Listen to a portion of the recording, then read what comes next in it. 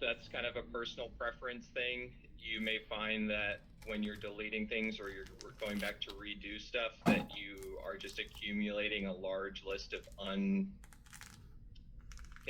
wires in your wire list. If that's kind of irritating to you, then I would say maybe you want to turn on delete cores and wires when you delete the logic line or just that graphical representation. The other piece is saving the project. How often do you want that to be saved? I think 20 minutes is, standard. It's enough to recover anything that might be lost if, if you were to have some issue with your computer or it crashed or DTM were to crash or unexpectedly, something were to happen. 20 minutes is enough to save the work, that the progress that's being made, but it's enough to make it sting to remind you to plug your laptop back in and not ignore the low battery that's flashing at you. Speaking from personal experience. The other piece is when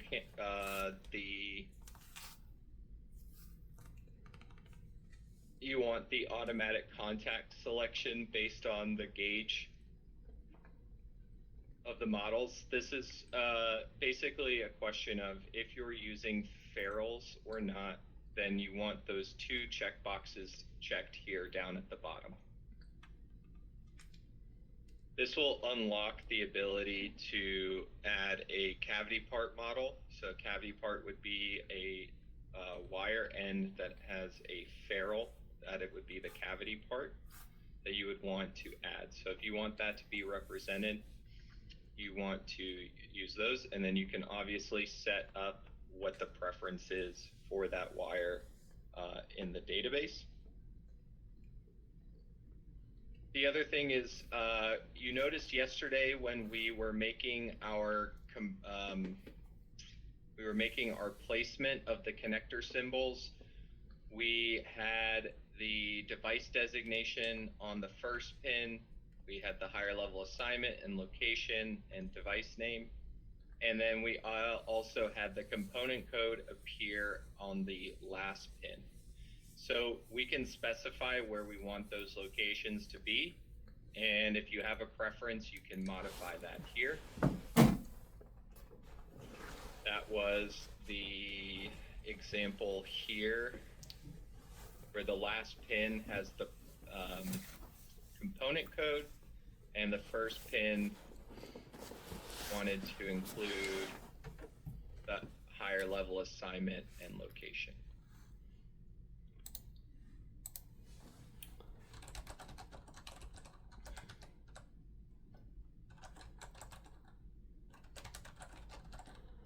So we added this yesterday. I can go ahead and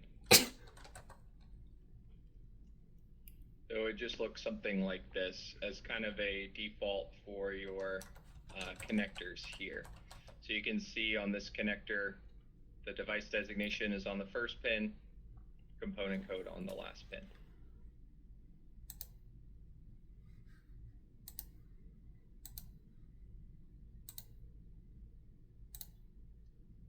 Last one is your just for your general navigation. If you find that the zoom is either too sensitive or not sensitive enough for you, then you can adjust that ratio here.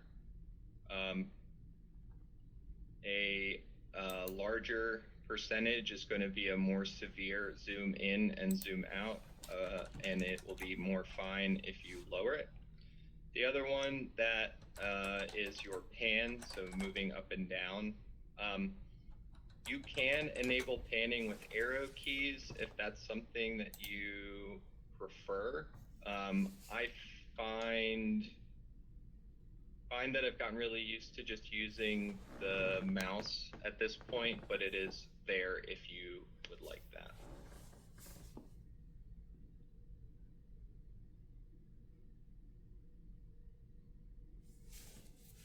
The other thing that's probably going to define your build product to product could be the default wire selection. So as you place wires, what is the most used wire, or what is the most used wire group, is a good place to start. It just reduces the amount of clicking and selecting. We can define wire groups as an entire series or collection of wire types, which can contain various wire sizes and wire color combinations as a quick selection tool. And that selection can be done through either the toolbar on the top of your screen or the same wire group directly from the database. The toolbar has the advantage over the library that it's quick access to the default marker and the default wire group that you want to use. The fact that it's in the database is purely for the purpose that it has to be there, to be frank about it, but it is also an option or a place for you to come in and have a list of all of them readily available, and right-clicking on them, you can place them one at a time, or you can place them continuously. So if you just want to go around and just mark every 16 gauge black wire and then every red wire, you can do it that way as well.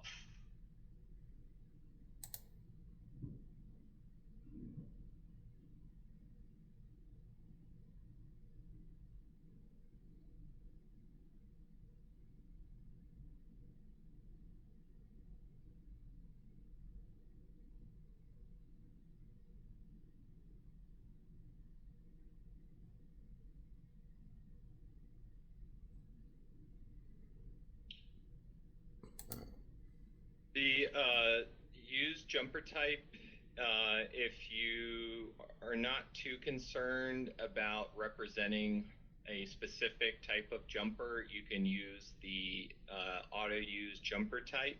This is going to be similar to the concept of using the dynamic cable ducts or dynamic DIN rail they use for the panel, where you just want to demonstrate that there is a jumper between two pins or two terminal blocks, but you're not too concerned about representing it as part of a bill of materials.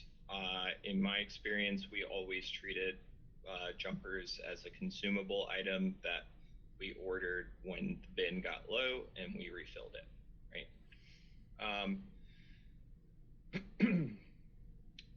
The other piece that we want to mention in that wire group toolbar, so for your wire settings, you have these two options.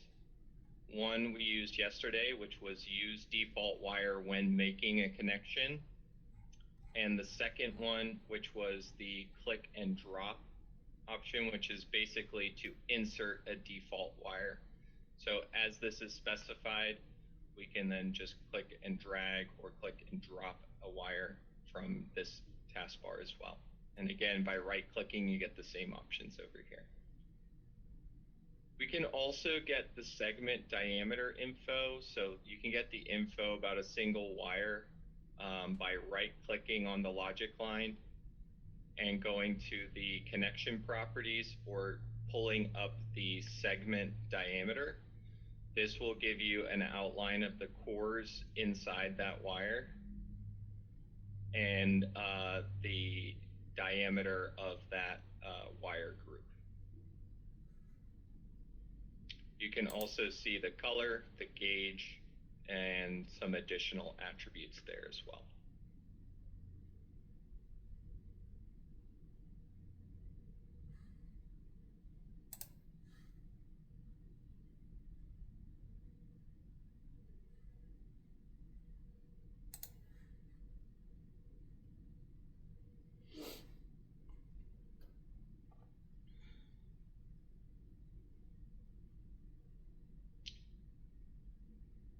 So we want to just talk through some of the basic parts of making connections.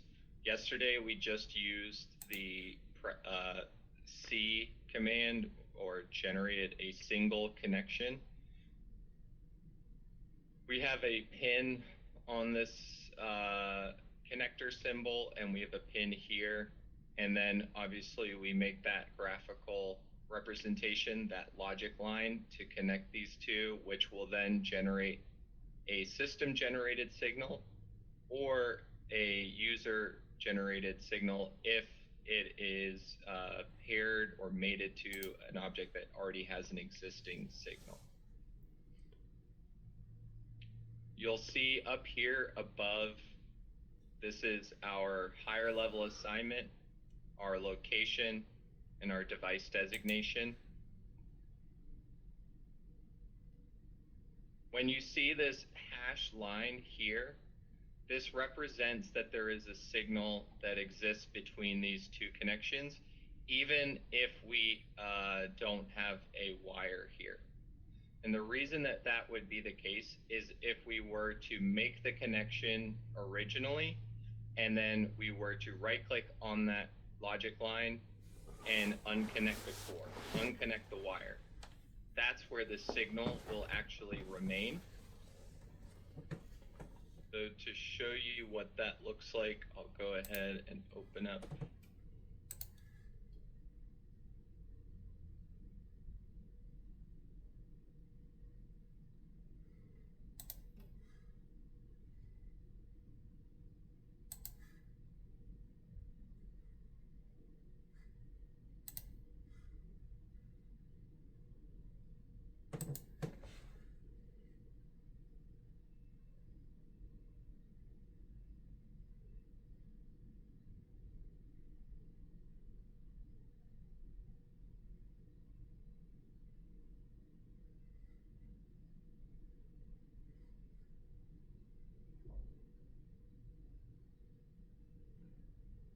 I'm going to pull in this connector.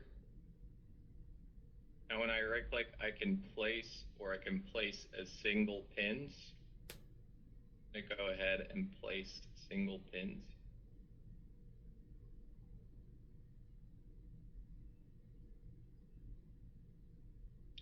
So again, we get that device designation here at the top, get that component code at the bottom. We want to take this and give it a assignment.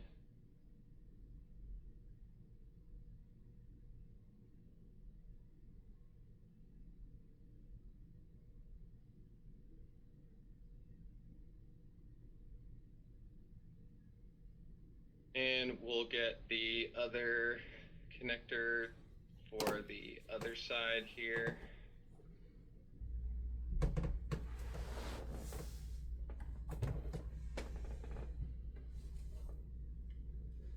I'm just going to drop it out so we have some room.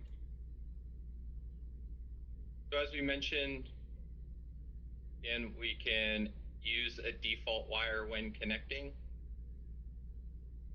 or we can insert the wire later. I'll go ahead and use default wire while I'm connecting.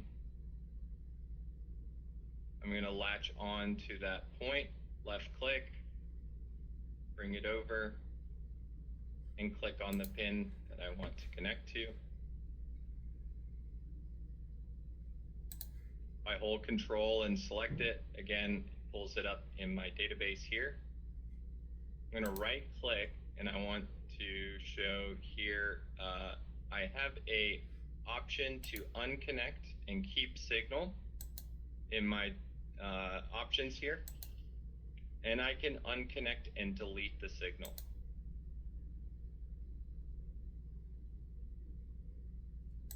I can also just simply unconnect the cores. So unconnecting the core, this is now unplaced, but my graphical line logic line is still here, and my signal, system generated signal, is still there as well. You can go ahead and right click and connect the core again, put it back on here. And we'll go back here, and this time I'm going to unconnect and keep the signal. So now you see I have deleted the connection. It still exists in my wire list in the device tree. However, I could now use that somewhere else, but the logic for this pin is still existing here. If I go up to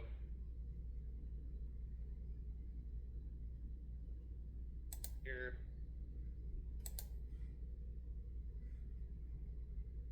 can reconnect here. You'll see that the signal name number stayed the same, but now I have a new wire, 1569, and 1568 is still in my wire list as unplaced. I can also unconnect the core directly from here, put my 1568 back in. Now the other option is to unconnect and delete the signal. Now I do not see that dotted line, that blue dotted line. I still have my two wires existing here.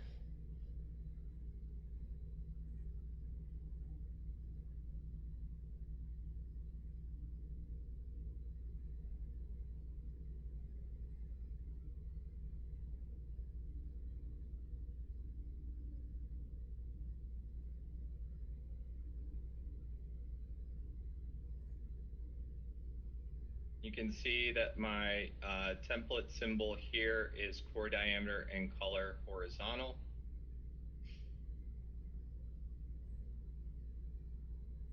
So there's a couple different ways to make connections. Before I do that, let me go ahead and turn off this one. We'll just go back over this again.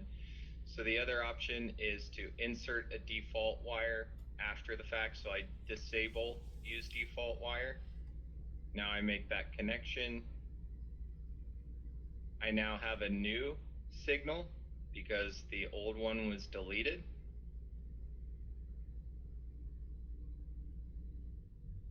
And then I can add my wire to that here.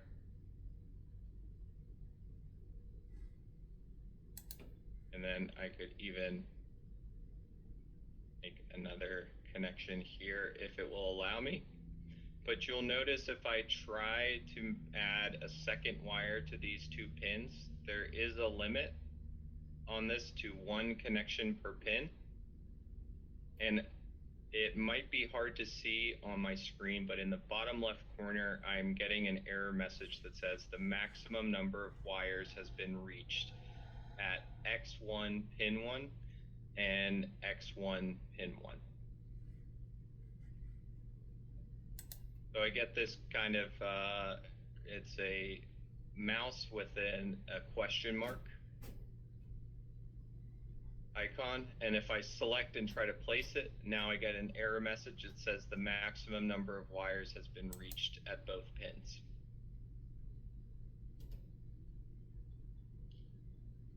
So there's a couple other options for how to make a connection here.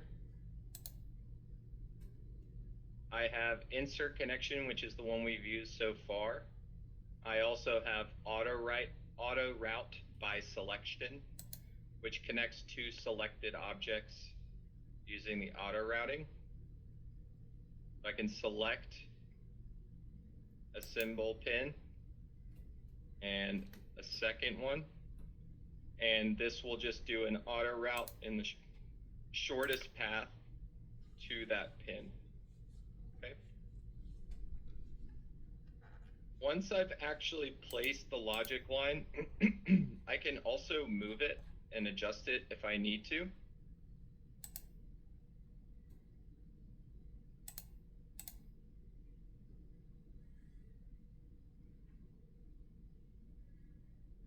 Back and forth, so if I wanted to move it over here, I could.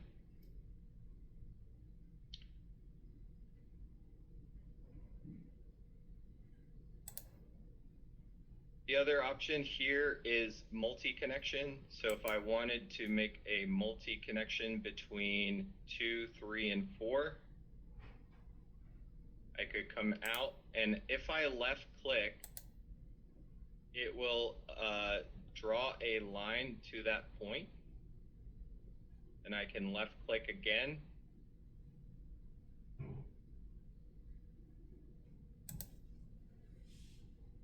Find that point, and then bring it to my pins this way as well. That's the multi-connect. The other feature with the multi-connect is if I were to make a multi-connection, I'm drawing a box around the pins that I want, and I would just be mindful of this if you're using terminal blocks and they have ports, so you have 4 ports. You want to make sure that you're just capturing the port that you want to pull out. Make this connection here. The other thing, if I'm holding shift while I make this connection, I can get an overlapping termination like this. And then if I don't hold shift, I get a regular connection like this. Hold shift again.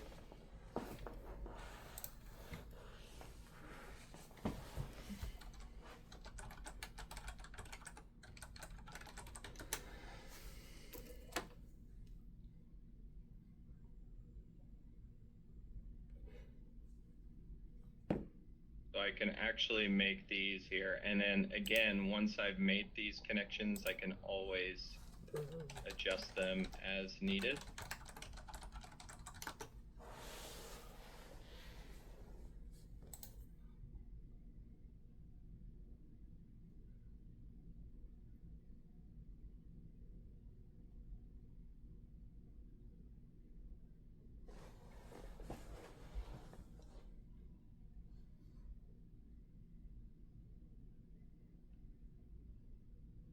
That is the multi-connect.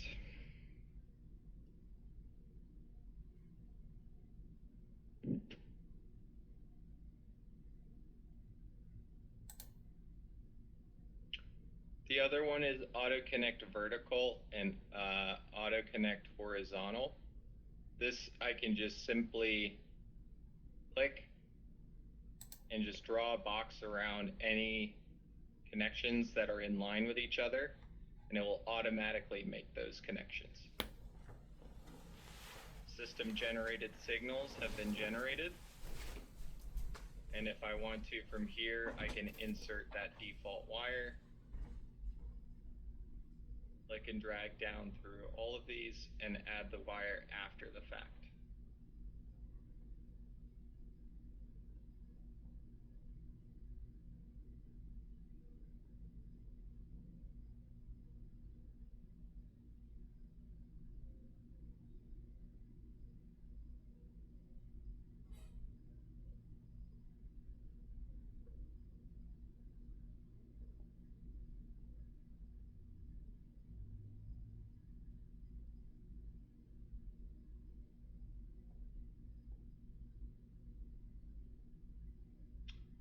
So the other piece here is our angle clock. Oh, sorry, I forgot the most interesting one.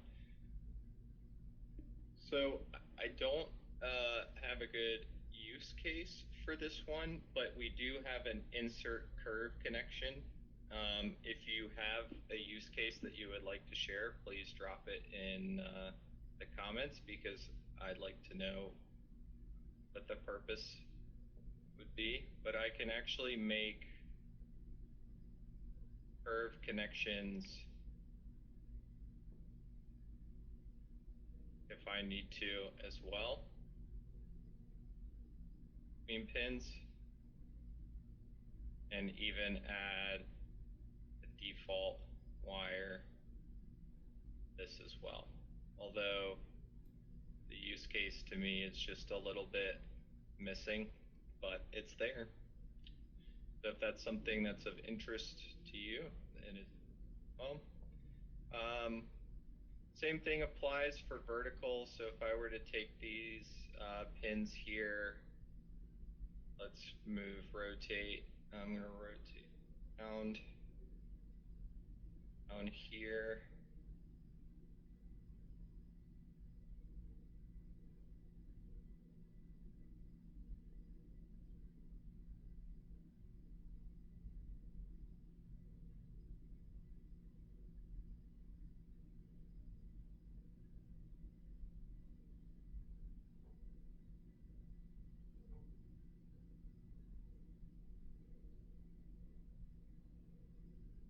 that's just the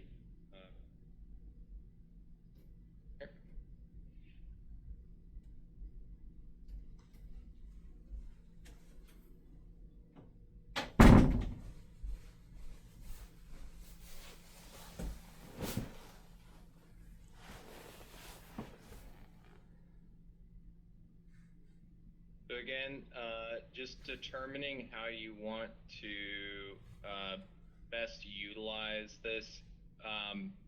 Defining your wire group is probably a good starting point. A default wire marker. Obviously, we can modify that as we need. We talked through that. The question that was asked was, do we have wire gaps or wire loops for overlapping wires? DTM does not have the ability, it's not built in, and there's kind of a reasoning for it in that we're kind of working through internally. I think there's a large group of us who think that it would be helpful to have. The challenge with creating essentially a wire jump, for lack of a better word, let me just jump down here. If I were to make a connection like this, is to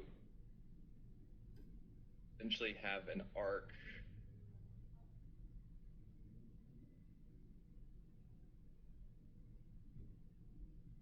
that we would use to jump over this device, this wire.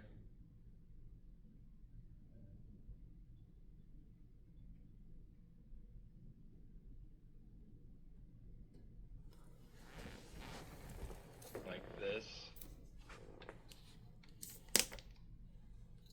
The problem with that is just, I think,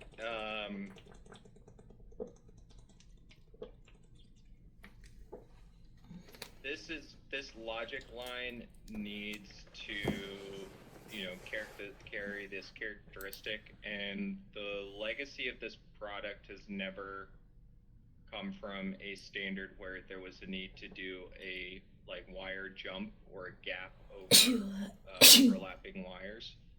But it is something that we're looking into, because I do think that it's something that a lot of panel shops do use.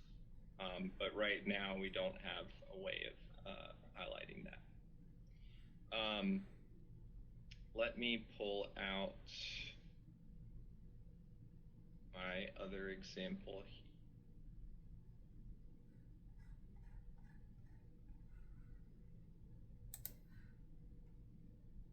If we wanted to, we could change our, let's put this to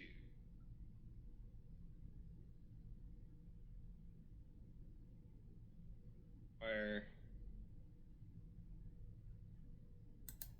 I've got this green and yellow wire here between these two ground mesh pins.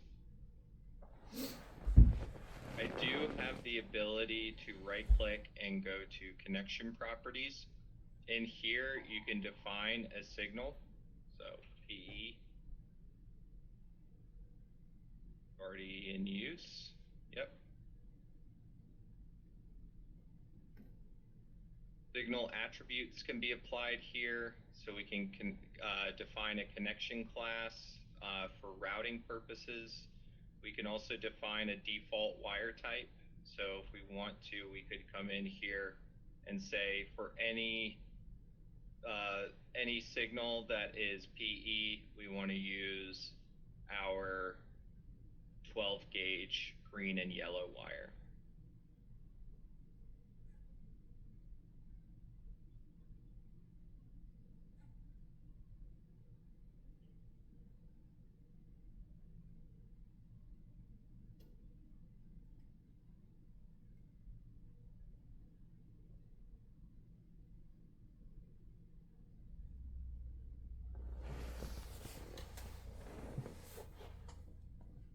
The other thing we can do is define a type here. can right click and go back to connection properties. When I go to connect lines, I can actually change the style.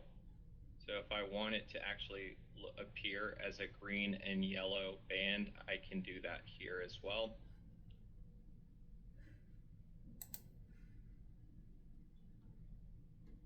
Properties.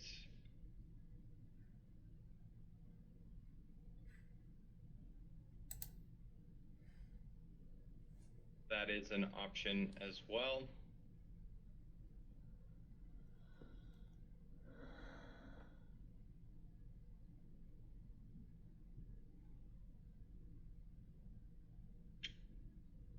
The other thing too I want to point out here is, let's see, we've talked about signal attributes.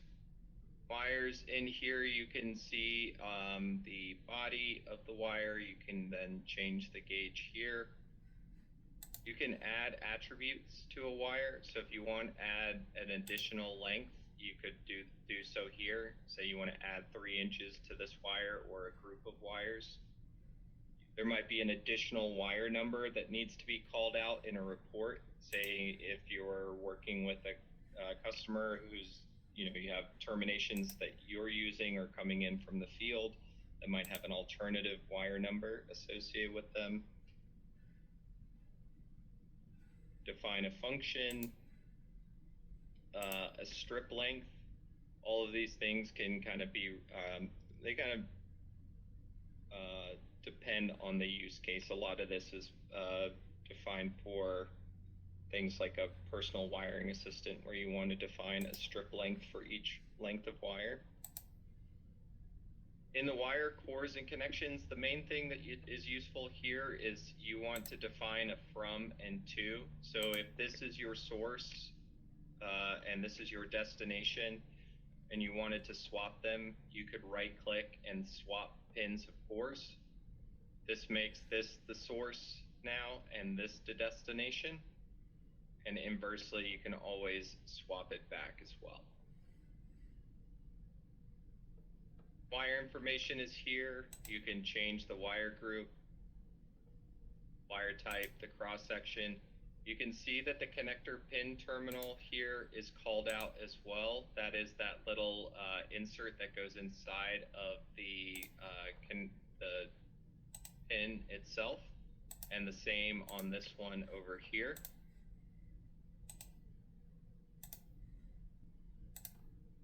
If you look at the actual pin on this device,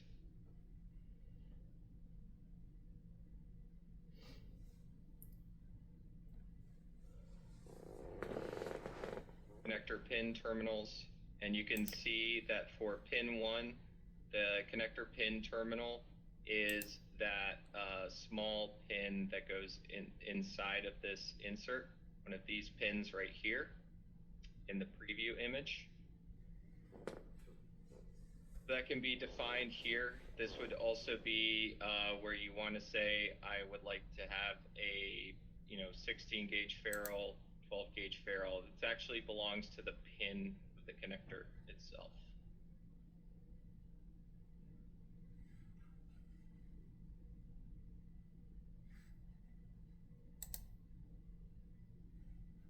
I want to make sure that I covered all this. So again, there's that use default wires when connecting. Typically the way that I'm doing it is I'm laying out all of the connections, and then I am using the insert default wire or pulling them from the database and just dropping those wires where I need them to be.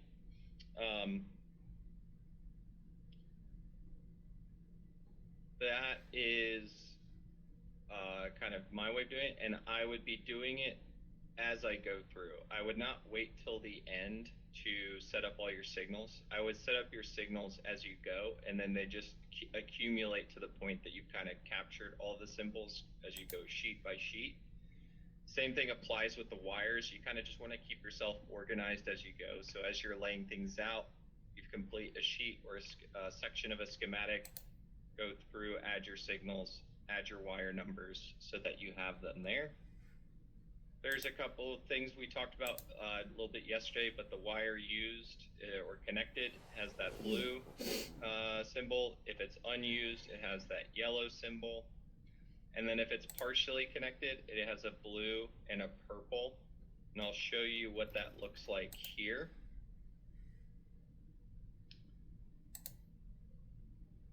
My example from yesterday.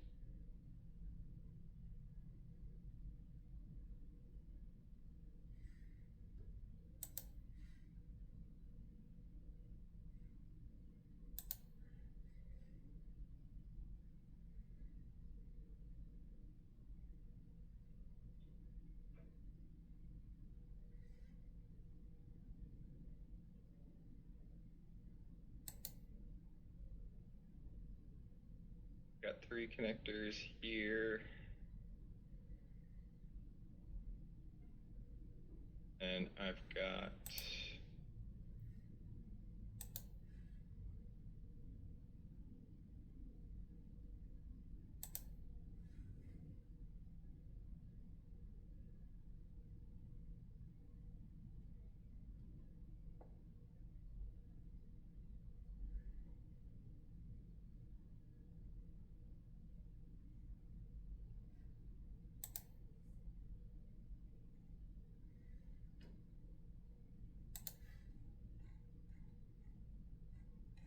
I've got my second wire group here. I'm just going to place one by one.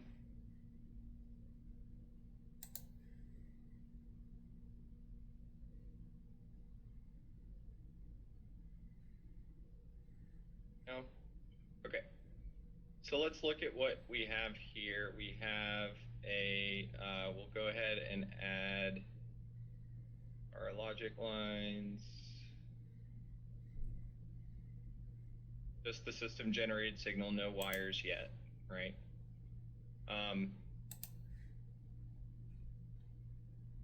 When we make a connection, I'm just going to remove this one. I want to look at one thing. First is my pins themselves. So for the A1 pin, my max wire count is 2, and then I have a minimum and maximum wire gauge or cross section. Looking at that right now, if I were to make this connection here,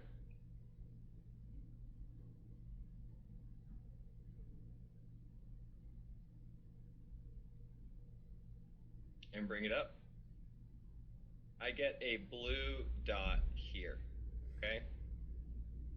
And the blue dot represents that there is, it is unknown where if this is my source, where the destination of this wire is. Is it the terminal block on the left, or is it my contact coil here on the right? If I were to insert a default wire here, I get a error message or a warning message in the bottom left that says the connection is not unique, meaning it cannot define where this connection is coming from. Is it going here, here, or here? So it's not allowing me. But what I can do is if I go to the pin itself and I see that it's now highlighted in red, I can select it and I can draw a line to the pin that I want it to connect to. Okay. Once I do that, I now have a core wire 1650, and I still have a system generated signal going to this A1 pin. I insert a default wire here, it won't allow me, but I can go ahead and say I want to make this from here, here. So I have one terminal block that's double landed, and then it's going to both of these coils. So from here, now if I were to add a wire marker,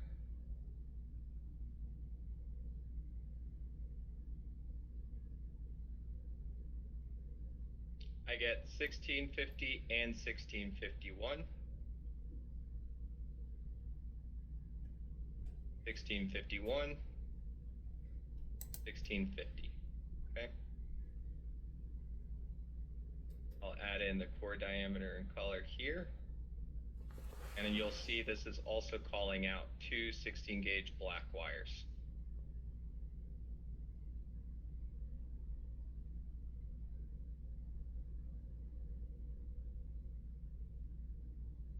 One 16 gauge black wire here, black wire here, and we'll go ahead and give this one a signal. Apply. Now it's 24 volts DC,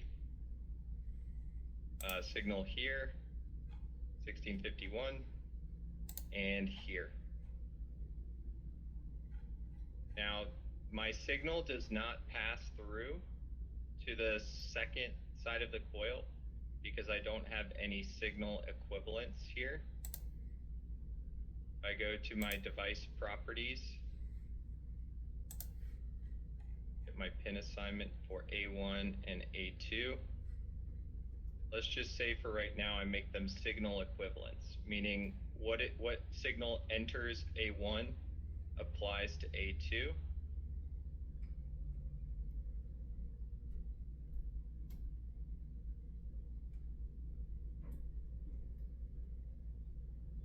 Now I have 24 volts DC passing from A1 to A2. So my signal is passing through.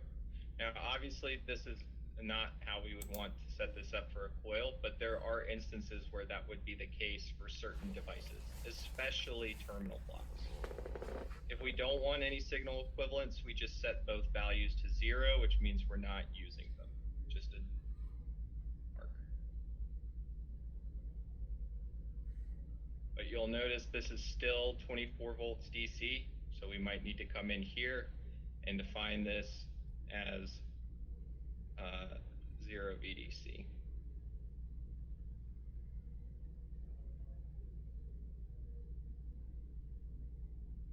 So here we have this final piece here. If we want to define this connection, we can take this a step further and use our angle clockwise or counterclockwise in our connection here to say I want to actually angle this so that I get a clear indicator that it is passing to this terminal block and not passing to this A1 coil. So that is going to be one of the first things that is going to kind of trip you up a little bit, because we do have to consider those physical wire properties. In your exercise, when you build your schematic today, you will get to a point here,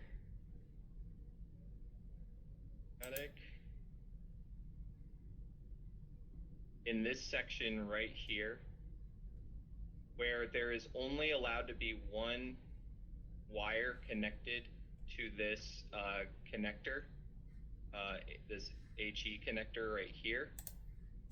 So it is running from here straight to this Q2 component. And if we are running a Q3 to be in parallel here, we are doing so by running it to this Q2 device. So we want to make that connection, that logical connection and that signal connection and the physical connection pointing at Q2 and not at X1. So you will get to that part of the exercise, and that is something that does catch some people out. So this is kind of your fair warning here. In that case, you just want to either make the logical connection without adding the physical wire properties, and then a shortcut is just to angle the connection so that to this Q2, then add your wires, and this will allow that to be done. Otherwise, you're going to just define it pin by pin.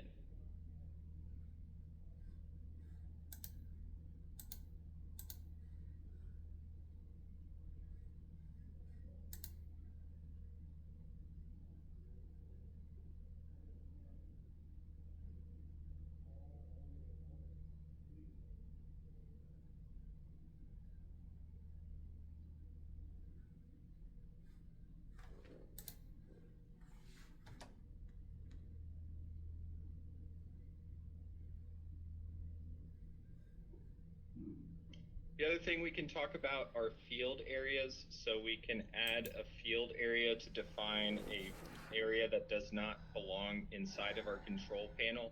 It has a separate higher level assignment and a separate location.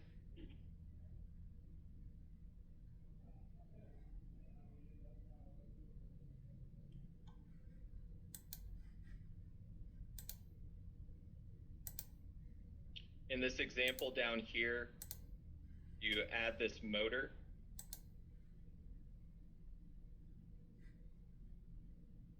Let's see.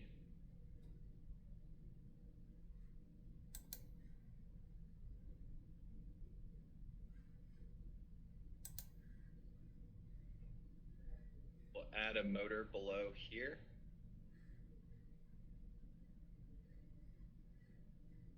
Device properties, we'll call it.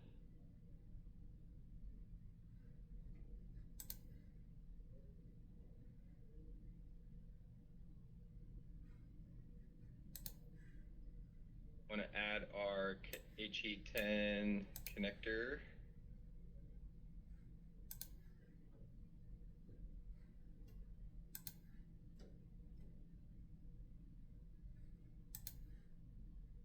That mated connection.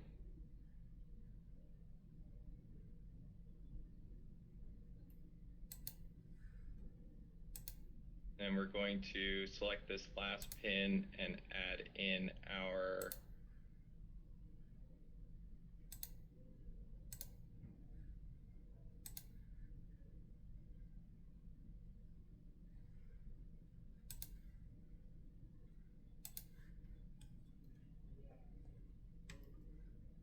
then what we want to do is insert.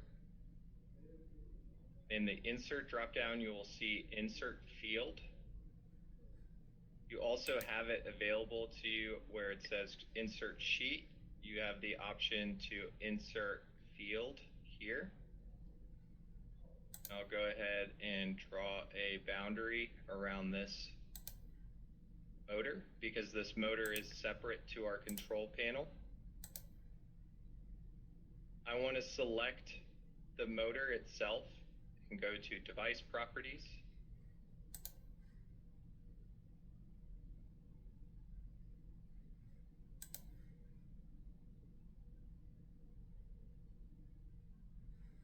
I can choose no bomb.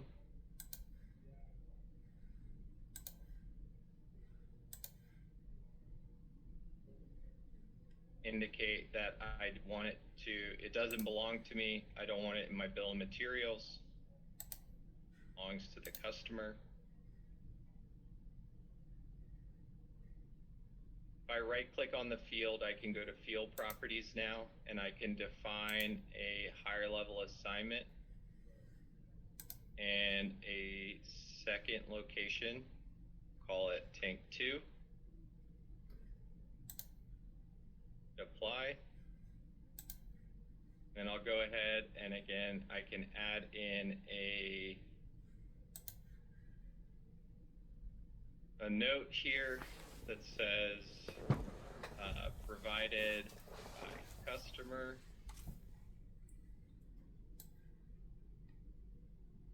Turn that note on. I can even add in a hyperlink here where I might want to reference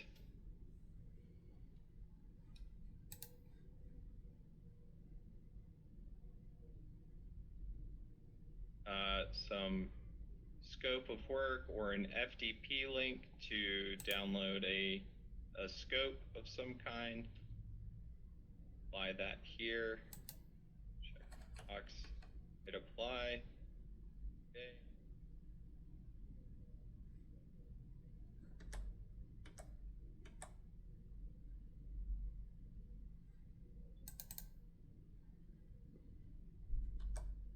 I can even go to text properties here.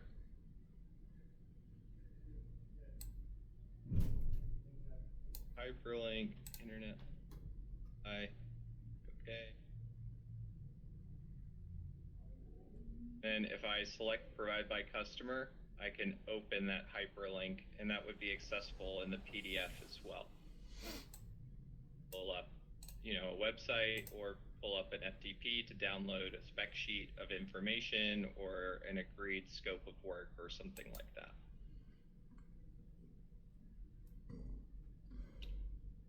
We made the connection. Here's our tank. Want a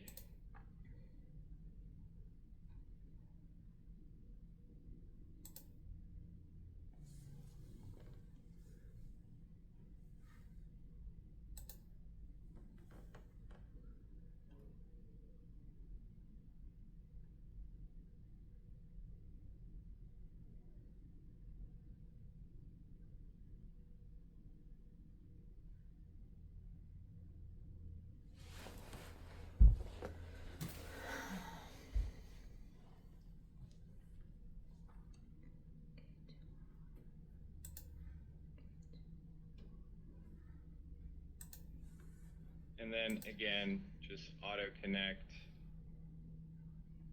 here. And what we can actually do as well is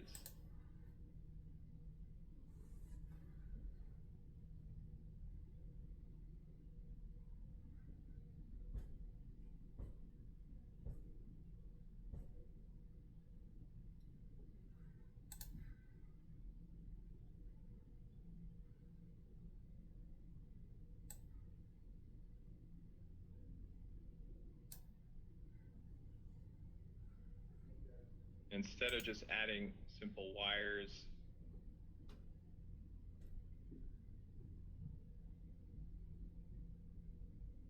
you can actually add a cable as well.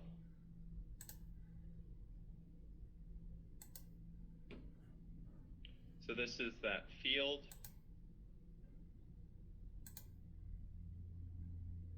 So we talked through the multi-connect. This is here for your reference, changing the connection color and style of connection. Oh, excuse me. The other thing too is the text visibility. So select, right-click on a text, select properties of any object, and you have the option to see or hide information, whether it be for a symbol or a device. Again, for the attributes themselves, you just simply want to right-click and go to that property, and then you can either check the box to turn it on or uncheck the box to turn it off if it is a text attribute that's visible. Same thing applies for our high-level assignment, or you can come in and modify the text properties here by saying you want to change the font, you want to underline it, you want to make it bold.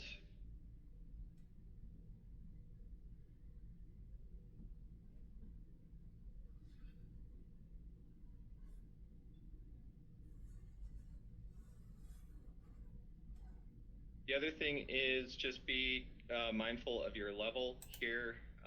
You can turn off certain levels. Component code is level 5, pin number total is 213, pin name is 203. My brain just doesn't necessarily like it. That could work if you wanted to come in here and you said, I just don't want to see any component name, or I don't want to see any reference here. Things like cost or anything that's an internal, you could put on a layer that could be then hidden. But you have some defined values here. For me, I just want to turn it on and off either through the text or through the properties window.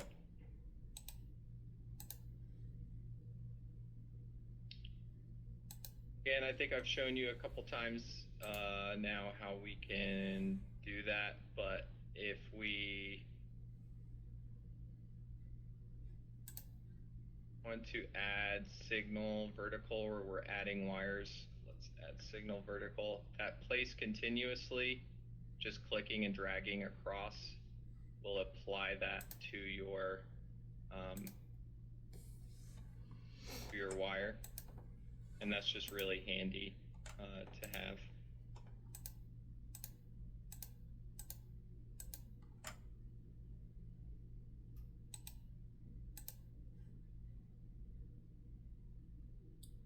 The other thing that we can then do is define wire bundles. You can also move devices from one location to another. So let me show you a piece. Down here in the top, I have W for my wire here, but it's not included inside my field. So if I open up tank 2, I can actually drag the wire down into the appropriate location here. You can see that I've also got the connector here as well. Drag that down into tank 2.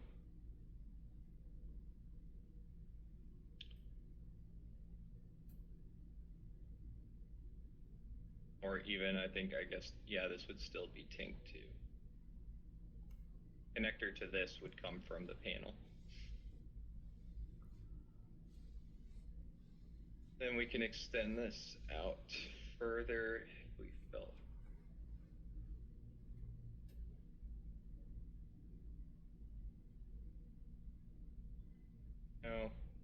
Now what we also have as an option for our wire is to auto place bundles, which basically just designates that these are a cable or a set of group of wires together.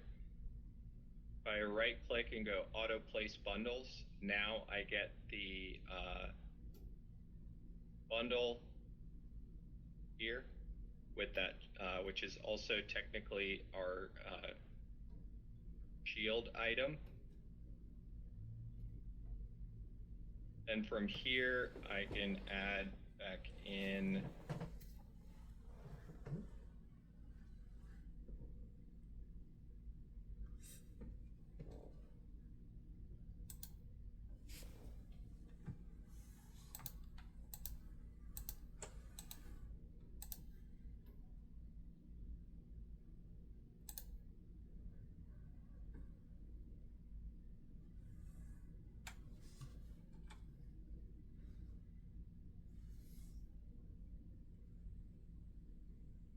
and for my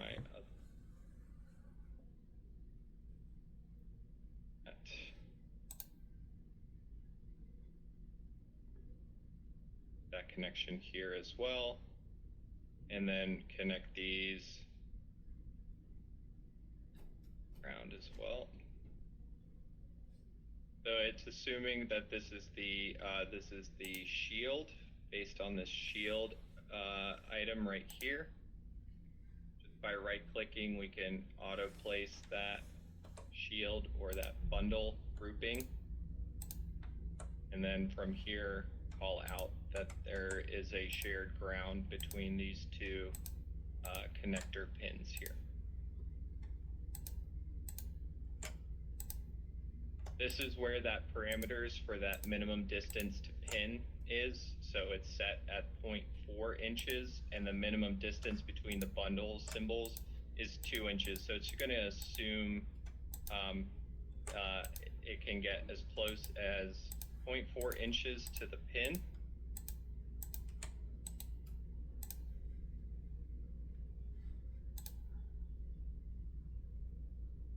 .4 inches to the pin here, and minimum distance here.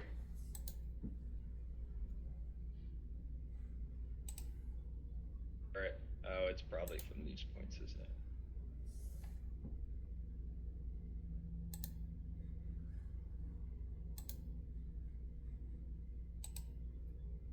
So again, once you've done all this, you're looking at this, you've got a lot of conflicting, overlapping information. So you may find that you're just wanting to remove any unnecessary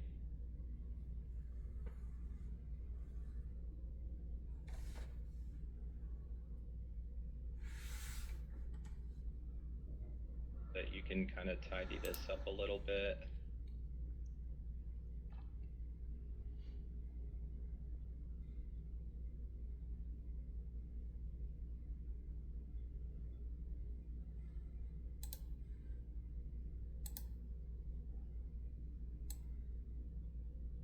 And obviously get rid of this. And selecting these, you want to just move that over into the center so it looks a little bit nice. And then you may say, you know what, we just want to move this.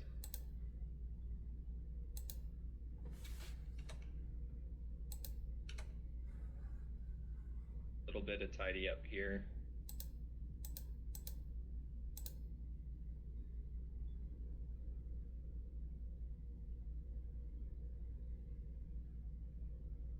Find that you can't move text, hold F on your keyboard while you're moving it, and it will unlock it. It just means that the text is locked. You want to unlock text, go to text properties, and just check the lock position here. So here you have, instead of just the wire group here, now we have just a cable with a bundle icon. We're indicating that there's a shield on this cable. So this ground is shared between these two pins, connecting to our motor in its field location and coming back into our control panel where our model parts belong. So again, just set that unwanted info to invisible. And then again, for symbol properties, you can turn on signal name or device designation as you want, so that you can always re-enable it.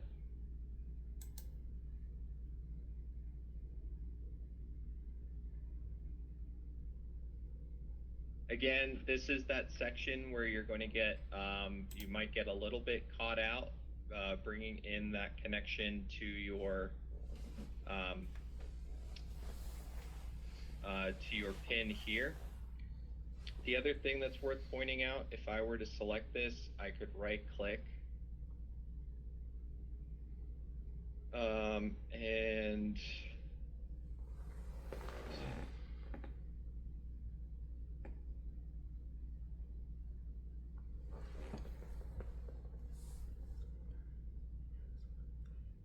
I can also plug these to their mating connector pin.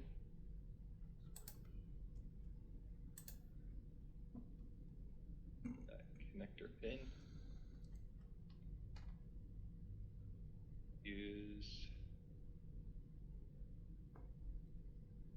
Now.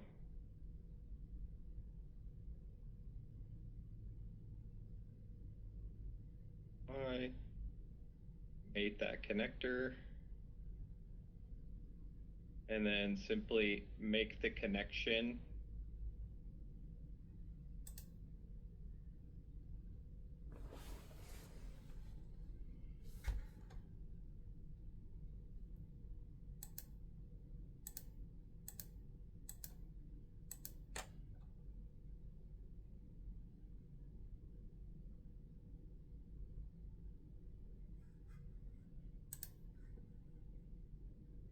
I need to bring this down.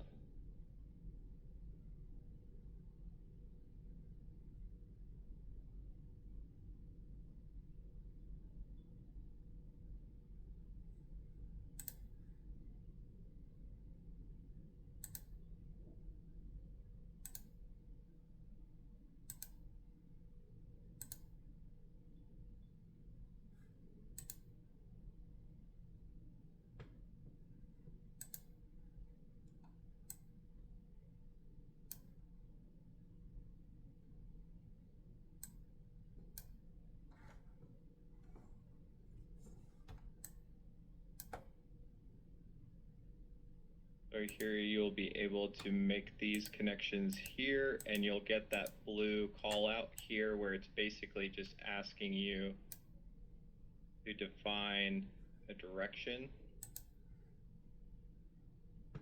Once you have that direction, you'll be able to terminate your wires.